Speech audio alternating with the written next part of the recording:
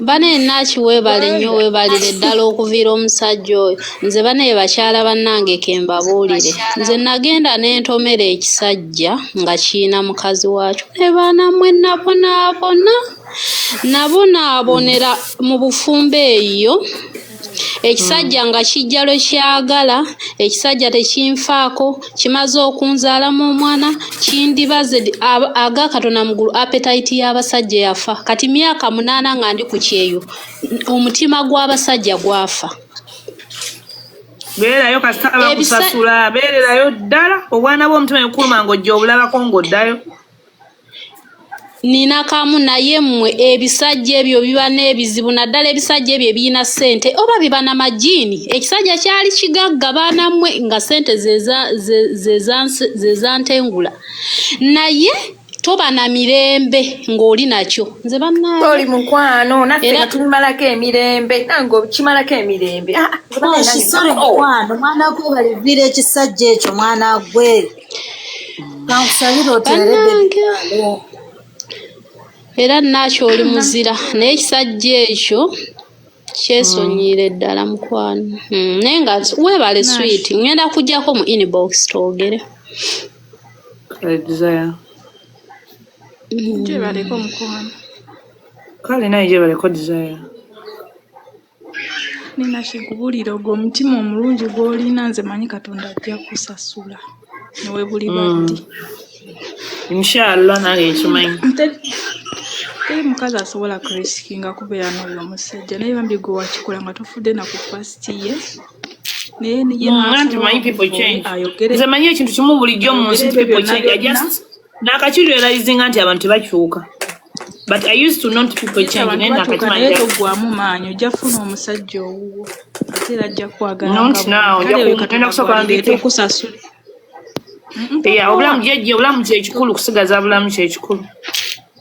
Yes, kasito osigaza obulamu maya chance eba ekyaliwo.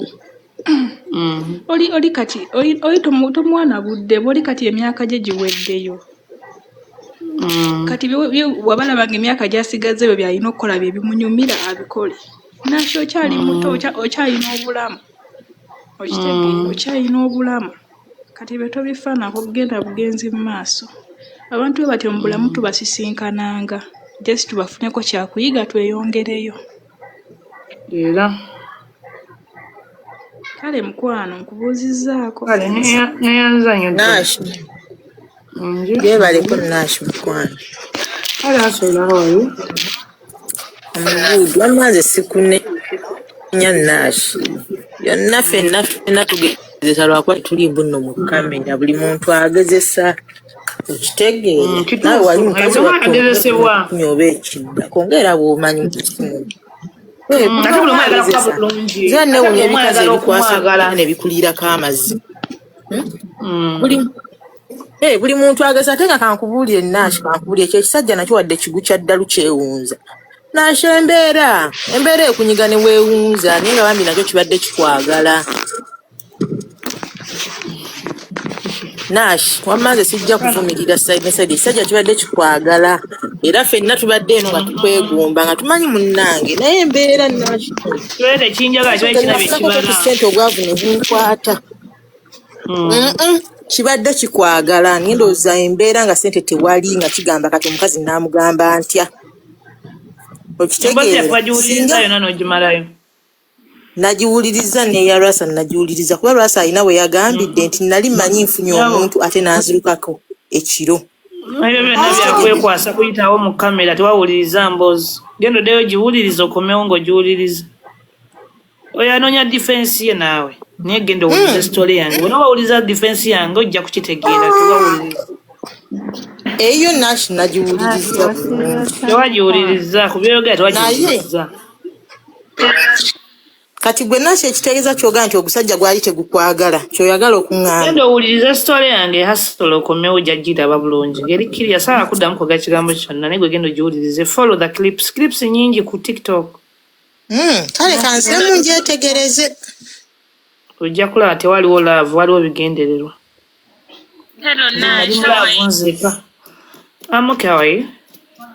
Oli bulungi. Ndi bulungi, muri mutya bamikwano.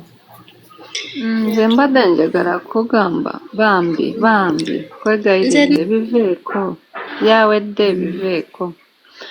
Omuntu asobola okugamba kino kisajja mwali mweyagala ne bigaana byagaana n'okkiriza nti bigaanye oba walaba ali wakyakubalako wakiraba wabyogerako twabiraba. Yes, naye nze nsaba okole ki obiveeko okireke okite. Mukama agenda kuwa omusajja omulungi akusaanidde.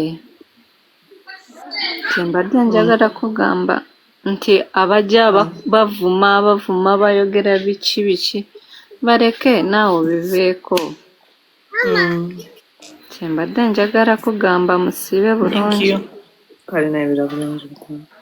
Nashi nange mbadde njagala kukugumya ebyo biveeko muleke omumanyi lwasa tasirika okitegeera kati muveeko wotamuwa budde noba nga talina kyawulira ky'omugamba mbu kino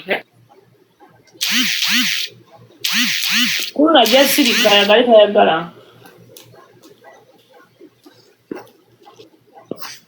kyenekakasa mabiveeko ebyo. Thank you. So tuli okusupportinga mu buli kimu. Kale mukwano, thank you. Mabo fe kikulu sikyo? Yes. Fe bakulu nnyo mu bino. Kale munnange beera bulungi Nashi. Kale. Umunsi muno teri atalina kyafiirwa, buli omu alina kyafiirwa lwakuba beegumya. Buli omu alina kyafiirwa muno mu nsi nga bakwogeddeko lwakuba twegumya.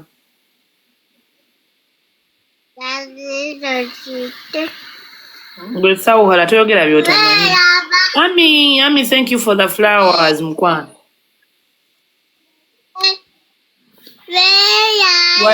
Why did you get pregnant immediately? Gwe wedde onvuma ate kati we ombuuza ebitakwatagana ndeka.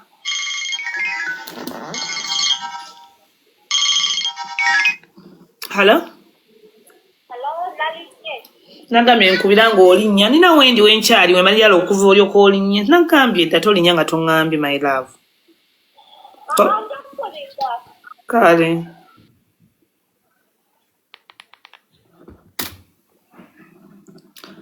Yes, naye nga mwena wena beetaaga ebizigo. Oyagala kulabika bulungi, oli black, tulina black beauty package. Olina oyagala ka brightening, tulina ka brightening and glow. Ojja kukafuna, oyina mbalabe, oyina spots, oyagala kulabika bulungi ng'onyirira. Byonna weebire. Abakyala abali eyo ng'oyagala kubeera ng'omuzungu, tulina kye bayita half caste lotion. Tulina kye bayita half caste lotion, ng'oyagala okubeera omweru, ng'oli muzungu ddala ng'obalansinga skin yo. Nyongera okujjukiza tulina half caste lotion eno. Oba ogitutte mu size enene erimu milligrams 10, it's 100,000 milligrams.